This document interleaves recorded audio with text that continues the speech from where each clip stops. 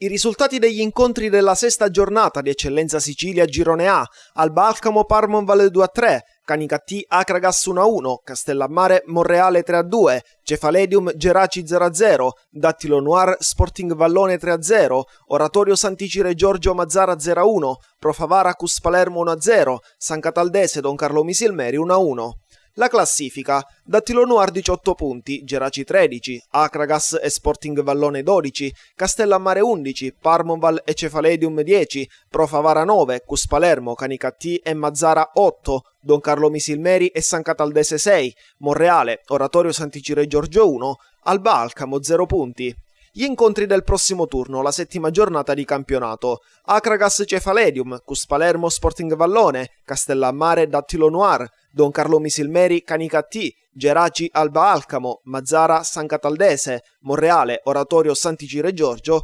Parmonval Pro Favara.